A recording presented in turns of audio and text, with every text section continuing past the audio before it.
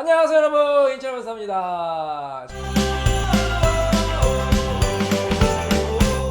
자, 오늘 방송은 제가 KBS 아침마당에 출연했거든요. 그 방송 내용 중에서 유익하고 재미있는 내용에 대해서 여러분께 말씀드리도록 하겠습니다. 자, 오늘의 주제는 각방 주제거든요. 각방 부부. 자, 이인철 변호사의 생활법률상 시작합니다.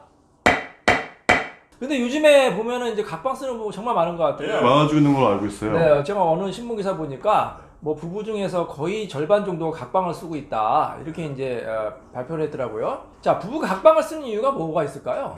꼭 사이가 안 좋아서 각방을 쓴다는 것보다도 네. 서로의 뭐 습관이나 이런 게 달라서 쓰는 경우도 있고, 네. 일단 이제 또 타임 스케줄이 다른 거죠. 그리고 뭐 잠꼬대라든가 여러 가지 그런 게 안 맞으니까 쓰는 각방 쓰시면서 이제 서로 나는 이제 편하게 지내겠다 이런 분도 계시고, 그다음에 뭐 사이가 안 좋아서 각방 쓰는 분도 계실 것 같습니다. 맞아요. 예. 네. 자, 그럼 뭐 궁금한 거 있으면 좀 질문을 해보세요. 위기를 맞은 부부들 보면 아무래도 각방을 쓰는 분들이 많죠 요즘에. 맞습니다. 저희가 이제 이혼 상담하다 보면은 대부분 이제 별거를 하거나 이제 각방을 쓰잖아요. 한 방을 쓰면서 뭐 같은 집에서 이혼하겠다 이런 분도 계시지만, 자, 한 방을 쓰면서 이혼하는 거랑 각방이나 별거를 하면서 이혼하는 거랑 어떤 게 다를까요? 좀 어떨 것 같아요? 이제 이혼 소송까지 하면서 한 방 쓸 수 있을까요? 어렵겠죠 현실적으로. 네, 네. 맞아요. 그래서 이제 각방을 쓰는 부부가 많은데, 근데 사실 말씀하신 대로 각방을 쓴다고 다 사이가 나쁜 건 아니죠. 예, 그렇죠. 오히려 사이가 좋으면서도 이제 뭐 여러 가지 말하는 대로 뭐 코골이, 생활 습관 때문에 하는 경우도 있고, 그다음에 뭐 여러 가지 또 문제 때문에 각방 쓰는 경우가 있어요. 근데 이제 사이가 정말 나빠서 각방을 쓰는 경우도 있었어요. 제가 예전에 이제 기억나는 사건이 있는데, 어떤 이제 외국인 남편이 있었거든요. 한국 아내를 상대로 소송을 했어요. 근데 사실 우리나라가 아시겠지만 이혼이 굉장히 어렵지 않습니까? 근데 그 사람은 이혼이 굉장히 쉽다 이렇게 생각을 한 것 같아요. 그래서 법원에서 막 이혼하고 싶다고 얘기한 거예요. 그래서 저희가 안 된다, 이혼을 할 수 없다, 이혼 기각을 해달라 이렇게 요청을 했거든요. 근데 그 사람이 판사 앞에서 뭐라고 했냐면 각방을 쓰고 있다. 네. 각방을 쓰니까 지금 이혼해달라 그렇게 한 거예요. 근데 말씀하신 대로 각방만 가지고 이혼이 안 되잖아요. 그래서 고개를 절레절레 하고, 그 사람이 한참 생각하니까 이혼을 꼭 해야겠대. 왜요? 아내가 결혼 반지를 안 끼고 다닌대. 그러니까 판사님이 저도 결혼 반지 안 끼는데요. 이렇게. 저도 안 낍니다. 그죠. 요즘에 네. 누가 끼고 다니는 사람 어디 있겠습니까? 거의 없죠. 불편하게. 네. 그래서 이제 이혼을 기각시킨 저희가 이제 그런 사건이 있었어요. 자, 이렇게 각방만 쓰는 것 자체는 이혼 사유가 안 되는데, 근데 이럴 수는 있겠죠. 어떤 부부가 뭐 한 6년 이상 이제 각방을 쓰면서 말도 안 하는 거야. 완전 투명인간처럼 사는 거죠. 심지어는 밥도 이제 따로따로 방에서 먹고, 잠도 물론 따로 자고. 근데 부득이 얘기를 해야 될 필요가 있잖아요. 무슨 자녀 문제라든지. 그럴 때는 문자나 톡으로 얘기를 해요. 그렇게 10년 동안 살아봐요. 그게 살 수 있겠습니까? 한 집에 살고 있지만 네. 별거나 마찬가지입니다. 마찬가지죠. 별거보다 더 심하죠. 더 가혹한 거죠. 그렇죠. 보기 싫은 사람 얼굴 보고 있어야 되느냐, 말도 하기 싫고 차라리 안 보는 게 낫지 않습니까? 그렇죠. 그런 경우도 이혼이 될 수 있으니까 참고하시기 바랍니다. 장기간의 각방 생활은 이혼의 사유가 이혼의 하나에 뭐 바로 되는 건 아니지만 전 단계가 될 수 있다. 이혼의 단계가 각방을 오래 쓰면 사이가 나빠서 어떻게 돼? 별거를 하겠죠. 그렇죠. 너무 이제 싫으니까. 또 별거가 오래되면 또 차라리 이혼하는 게 낫겠다 이렇게 생각하겠죠. 그래서 각방, 별거, 이혼 이 단계로 간다고 보시면 되겠습니다. 다음 질문입니다. 한 입을 넣고 있어도 외로운 부부. 이 현실인가요? 제가 이제 얼마 전에 책을 봤는데 아주 재미있는 이런 에피소드가 있더라고요. 어떤 금슬 좋은 부부가 있었어요. 네. 부부가 있었는데 너무 이제 애틋한 거야. 왜 우리가 사랑하는 사람 애틋하잖아요. 그래서 결혼하잖아요. 이제 집에 보내기 싫어가지고. 근데 이 부부가 그렇게 애틋한 사랑, 절절한 사랑을 했어요. 근데 이제 주말 부부를 하니까 얼마나 보고 싶겠어요. 그러니까 볼 때마다 이 아내가 가슴이 설렌다는 거야. 그 친구들 앞에서 막 자랑을 했어요. 우리 부부는 너무 인고 부부다. 나 남편만 보면 가슴이 떨린다. 그랬더니 그 말을 듣고 있던 옆에 친구가 아니야, 나는 남편만 보면 치가 떨려. 이렇게 그런 부부가 있어요. 이렇게 사이가 나쁘냐 좋으냐 따라서 각방을 써도 사이가 좋으면요, 그거 아무 문제가 없겠죠. 그렇죠. 어떻게 보면 이 물리적인 거리가 중요한 게 아니라 심리적인 거리가 중요한 것 같아요. 또 기러기 부부하는 부부도 있잖아요. 직장 때문에, 아이도 뭐 학교 때문에 그런 부부가 오히려 애틋할 수가 있다 이렇게 보시면 되겠어요. 근데 이런 사건도 있어서 반면에, 이것도 제가 실제로 예전에 어떤 아는 사건인데, 이 아내분이 이제 남편분하고 이제 사이가 굉장히 안 좋아서 남편이 이혼 소송을 했어요. 그래서 이제 아내는 뭐 이혼하고 싶지 않았는데 뭐 어떡하겠어요. 이제 이혼 소송을 해야 되니까 이제 진행을 해야 되잖아요. 그래서 이혼 재판 중인데 이 부분은 특이하게 한 집에 살아요. 보통 따로따로 산다고 했잖아요. 근데 한 집에 살면서도 같은 방을 써요. 왜 그럴까요? 이혼 소송까지 하는데 같은 한 침대에서 자. 글쎄요, 왜 그럴까 이해가 안 되는데요. 자녀들 눈치 때문에. 자녀들한테는 이제 엄마 아빠 이혼한다고 얘기 안 했거든. 그래서 너무 얼마나 불편하겠어요. 근데 뭐 억지로 뭐 이제 뭐 서로 등 돌리면서 자겠죠. 근데 갑자기 이제 막 잠이 들었는데 갑자기 남편이 막 팔로 막 때리고 발로 막 아내를 막 찬 거예요. 그래서 힘껏 차가지고 아내가 그냥 침대에서 굴러 떨어져 버렸어요. 얼마나 황당하겠어. 그러니까 아내가 막 크게 다쳤거든요. 근데 고소하려고 했는데 이게 형법상 죄가 될까요 안 될까요? 때리면 폭행죄고 상해죄죠. 근데 입증이 될까요? 진단서도 냈어요. 예를 들어서 남편이 뭐라고 항변했냐면 나 잠꼬대다.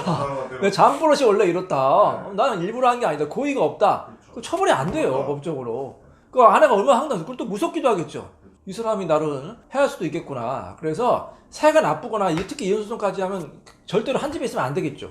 따로 있는 게 안전해요. 우리가 뉴스 보잖아요. 얼마나 많은 끔찍한 사건이 많습니까. 그래서 사회가 나쁘다. 그럴 경우에는 한 집에 있거나 그러면 위험해요. 심지어는 뭐 이렇게 밥에 반찬에 독약 타는 경우도 있잖아요. 농약 타고 막 그런 사건도 있잖아요. 충분히 그럴 수 있으니까 정말로 사회가 나쁘다 그러면은 아예 떨어져 있는 게 나아요. 본인의 생명과 신체 안전을 위해서는 떨어져 지내는 게 좋겠습니다. 심지어는 법원에서도 이혼하라고 하면은 잠깐 떨어져 있으라 이런 경우도 있고 접근금지 결정을 많이 내릴 수도 있거든요. 그래서 저희가 여러 가지 안전장치를 구할 수 있으니까 그 부분을 한번 참고하시기 바랍니다. 자, 그래서 우리가 또 오늘 사례가 있었죠? 어떤 사례였죠? 한 부부가 있었습니다. 네. 근데 남편의 외도로 인하여 네. 10년 동안 각방을 쓴 부부인데요. 네. 결국엔 이혼을 하려고 하나 자네의 반대로 이혼할 수가 없게 되었습니다. 하지만 그래서 이런 각방이 이혼 사유로 충분한가요? 일단은 이제 몇 가지 쟁점이 있는데 자, 일단 외도는 이혼 사유가 되죠. 되죠. 근데 10년 전 외도다. 10년 전 외도도 이혼 사유가 될까요? 너무 오래 전인데요. 그렇죠. 그래서 우리 법에서는 이 상대방이 부정한 행위로 외도를 이유로 이혼하려면 6개월 이내에 이혼을 청구하라 이런 규정이 있어요. 왜 그럴까요? 왜 6개월이라는 기간을 딱 뒀을까요? 법에. 최근에 일어난 시점 기준으로 빨리 청구하라는 거죠. 왜 늦게 청구하면 안 되나요? 너무 오래전 일은 징계가 불충분할 수도 있고 그렇지 않을까요? 우리가 이제 법에도 소멸시효가 있다고 말씀드렸죠.